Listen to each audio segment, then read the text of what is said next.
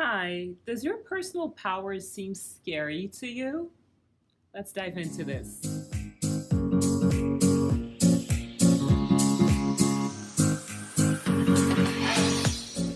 Hi, I'm Paola Ranova, founder of Ranova Enterprises and creator of the Cardinal Method of Life Connection. And today we're going to talk about personal power and how your personal power is not evil, regardless of what culture may have planted in your brain and regardless of what you feel about your power. So, the first thing I want to say is that your personal power is there for you, and it's being used in ways that may be unconscious or subconscious or semi conscious. So, let me explain a little bit how this works. I'm going to tell you a story in which I was a compulsive helper. So before I understood the dimensions and the power of personal power, the strength and the potency of personal power, I would unconsciously use all my power to help others, to nurture other people. So when I started my energy healing career, I needed to practice before I became a professional, right? So I would give energy healing sessions to everybody that I knew. I would offer them for free for my training and in exchange for their feedback to see and to caliber and to really measure how well I was doing. But it was also a way to help people with something I knew was extremely effective and extremely powerful, which is energy healing. So I would give about from between 8 to 12 sessions nonstop every day, present and distance. So what happened is that I kind of got a reputation of the professional savior because since I wasn't charging in the very beginning, that was in 2014, people began asking me to pray for them, to give them sessions, to send them sessions every time they had an emergency or something was going on. They would ask me to send them something, send them a distant healing, especially distance healing. And I would do it. I would do it thoughtlessly, compulsively, because I felt if they're asking, it's my job to help them. It's my job to do something and deliver. I have the tools and techniques and they don't. They need help and blah, blah, blah. It took me a while to realize that I was again falling prey to my subconscious autopilot mechanisms of being a nurturer and giving more than I received. Because even after I established my practice, I became certified in the modalities. The Cardinal Method really took off. I had a database, a solid database that really proved that this was a very powerful system. I kept on jumping in to other people's emergencies without charging. So I was feeling kind of abused in a way. And once there was a hurricane here in Florida, you guys know that that's kind of typical, right? The hurricane season here. So since I've moved here, it's been 6 years. I've been connected to 3 hurricanes, and I will shoot a video about my hurricane stories because they're really powerful and really help us understand soul healing too. That will be in another video. But once, it was 2017, a hurricane was coming to Florida. When we were preparing, we decided not to leave our home. So we were preparing our home, preparing to stay throughout the hurricane. And it's a real endeavor. It's really, something you have to dedicate yourself to and focus. And one of the people that I would send distance sessions to, that was part of my database, but even after I finished my study, that person kept asking for sessions. I was in the middle of, it was the day the hurricane was going to hit, and this person sent me a message and said, I'm really going through so much turmoil. I don't feel well. Please send me a distance session. And I said, you know what? I have to set the healthy boundaries. There's a reason why there's a healthy boundaries inner child practice in the Cardinal Method. It has been my soul story too. It's been my journey. So I had to tell her, listen, there are boundaries that I need to set, and I cannot help you right now. I'm in the middle of a calamity. It's a hurricane that's happening where I am. So I'm sure what I'm going through is at least as intense as what you're going through. And if only you have the tools to help yourself. And it's easy. You should take a course. You should, educate yourself with energy healing, because this is a very talented person that I know is a beautiful healer if this person decides to pursue it. But then the two excuses, and now we're going to really talk about personal power. The two excuses that don't allow you to tap into your personal power that seem very convincing are time and money. So this specific person had these two up her sleeve, and that's what everybody tells me too. Whenever they don't want to pursue their powers, they will say, I don't have the time to take a course, to educate myself, to open a business, to market my business, whatever it is, or I don't have the finances. I have to break it to you. These two excuses, time and money, are excuses for not owning your power, because if it really were a priority for you, you would make the time and you would make the money. Not kidding when I say this.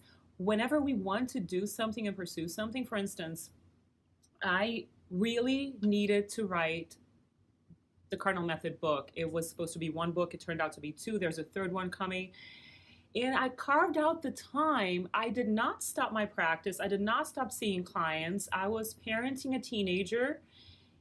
I had a husband. I had a home to take care of, and I carved out the time. I'm not saying that I'm Superwoman. I'm saying that I followed the examples of women who owned their power, because I had all the excuses in the world to say, the book can wait. I have other priorities here. Some people will tell me, I can't go to Constellations because it's on a Saturday morning and I don't have anyone to leave the kids with. Listen, I have so many people who have been coming here for years, once a month on a Saturday morning, who have children. They find a babysitter. The husband stays with the kids. Don't fool yourself with excuses that are actually your fear of owning your power. I am not kidding when I say this. And I want you to just close your eyes and take a deep breath right now and ask yourself, what do you want to pursue that you don't allow yourself to pursue with the excuses of time and money? Those are excuses. They're always excuses. There are no exceptions to that. I have to be honest with you. So to empower yourself, you must make a decision to own your power, then you'll find the time, and then you will find the money. The finances will come. I tell people, sometimes they say, I can't afford a Cardinal Method journey with you or even a session with you. And I said, you can if you just save a little bit every month. That means you're committed to yourself, and it's going to be very empowering to save up, to give yourself the treatment of the soul healing that you so deeply need. It's an act of self-love. It just depends on how you organize your priorities and what you really want to pursue. So what stops you from owning your power? What stops you from carving the time and creating the finances to pursue whatever it is that you can own, the special personal power that you have? What is it that blocks you? What do you think blocks you? I have to say, it's not because you're lazy about yourself. It's not because you're lazy about the soul. We procrastinate soul healing more than anything else. Sometimes we procrastinate this for lifetimes. And then we need to reincarnate again and again and again to have the guts to pursue knowing about our inner world and knowing ourselves. So it's not about lazy, it's about fear. It's about feeling scared of what you might find. So Marianne Williamson is the one who says this. We are much more afraid of our power than we are of our weaknesses. It's easier to own our weaknesses than to own our power. Because we are on some level, and this is not the only reason, but we are on some level conditioned to play small, to be less than we were born to be. It takes effort to own your power only because we have to fight against the currents of our cultural belief systems. So the first thing you need to do is understand that we all are scared of owning our power. And the reason we're scared of it is because we think that power is evil. We mistake personal power with power over other people. But very few people in the world, as Deepak Chopra would say, only the chosen few have power over others. Most people, I mean everybody, has power over self. All the choices you make daily to either not work out or work out, to either eat healthy or eat unhealthy, to either watch TV or have a good night's sleep, those are choices you make with your personal power. And you can use your personal power for self-development and for expansion and for joy and well-being. You're not going to offend people with your power. Personal power is not evil. And that's the catch here, when you own your power, everyone benefits. You're going to be healthier and happier for your children.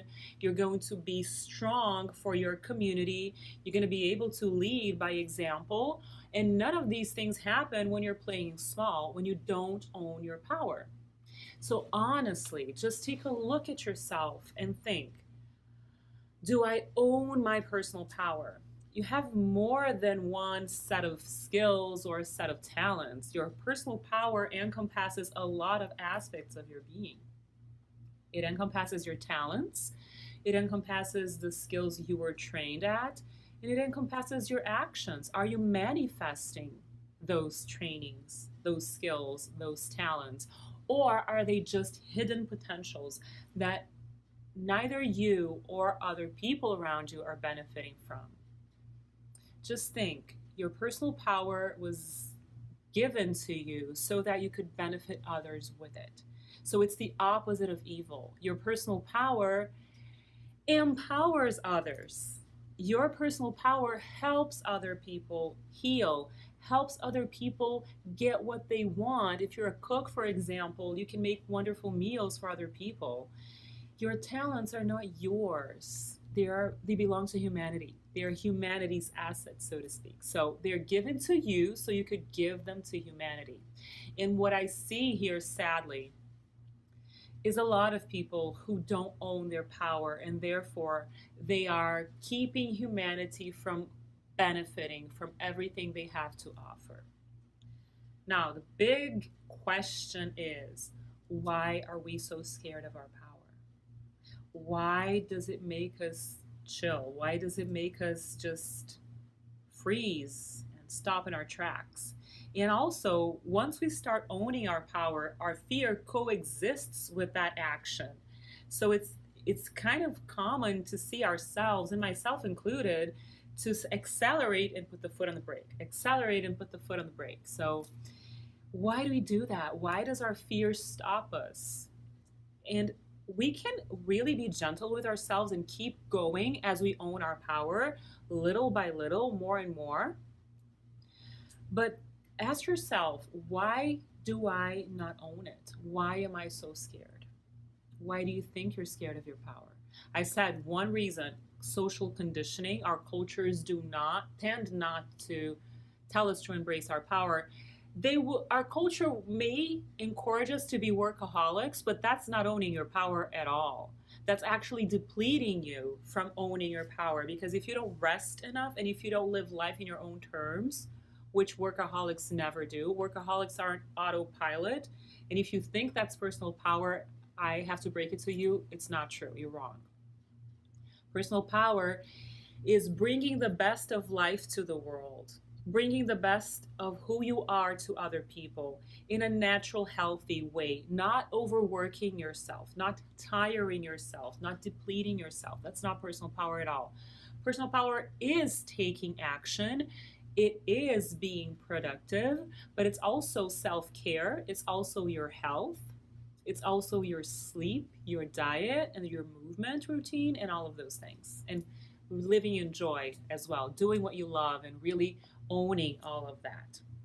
But the reason why we are scared of allowing our lights to shine is that we have a very distorted idea of power. So, again, I have to say this to you.